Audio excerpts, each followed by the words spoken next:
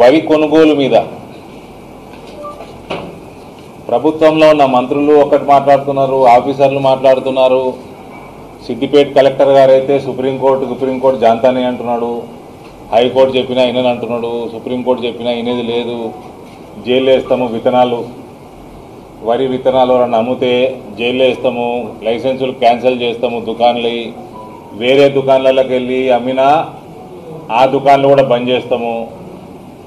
ఇవన్నీ కూడా ఒక ఐఏఎస్ ఆఫీసరు సుప్రీంకోర్టు హైకోర్టు పైన ఆయన డిస్ట్రిక్ట్ మెజిస్ట్రేట్గా ఉండి ఈ రకంగా మాట్లాడడం నిజంగా ఆ ఆఫీసర్ విఘ్నతకే వదిలేయాలి. అది లెక్క ప్రకారం ఈ పార్టీకి సస్పెండ్ అయిపోవాలి. ఆయన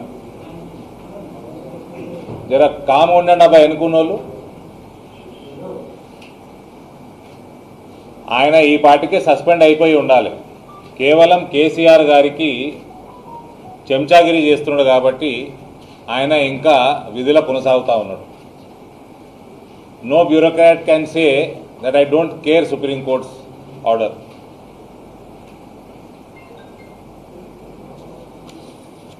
ఇప్పుడు ఆ కలెక్టర్ని అడుగుతా ఉన్నా, మీ ముఖ్యమంత్రి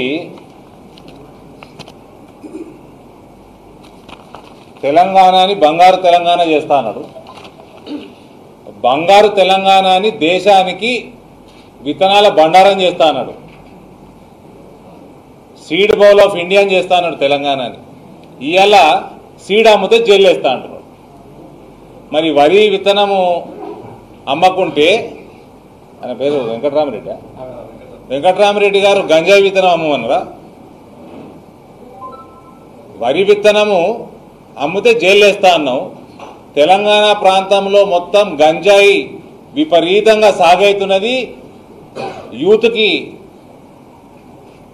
సప్లై మీ ప్రభుత్వం చేస్తున్నది, ఎమ్మెల్యేలు ఇన్వాల్వ్ అయి ఉన్నారు అలా. అంటే ఇప్పుడు గంజాయి విత్తనం అమ్మమంటున్నాం. అయింది ఏ ఎస్పీ కానీ ఏ ఐపీఎస్ ఆఫీసర్ కానీ మహేందర్ రెడ్డి గారి దగ్గరికి వెళ్ళి అడుగుతా ఉన్నా, గంజాయి సాగు చేస్తే గంజాయిని సప్లై చేస్తే జైలు వేస్తామన్నారా? ఒకడైనా స్టేట్మెంట్ ఇచ్చిన పోలీస్ ఆఫీసర్?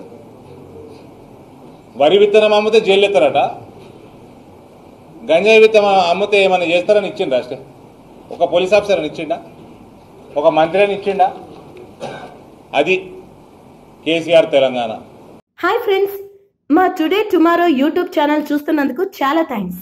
మరిన్ని లేటెస్ట్ వీడియోస్ కోసం వెంటనే సబ్స్క్రైబ్ చేయండి. అలాగే ఈ బెల్ ని కూడా రింగ్ చేసేయండి. మా నోటిఫికేషన్స్ అన్ని మీ మొబైల్లో వస్తాయి. అలాగే మా వీడియోస్ మీకు నచ్చితే లైక్ చేయండి, షేర్ చేయండి, నచ్చకపోతే కామెంట్ చేయండి.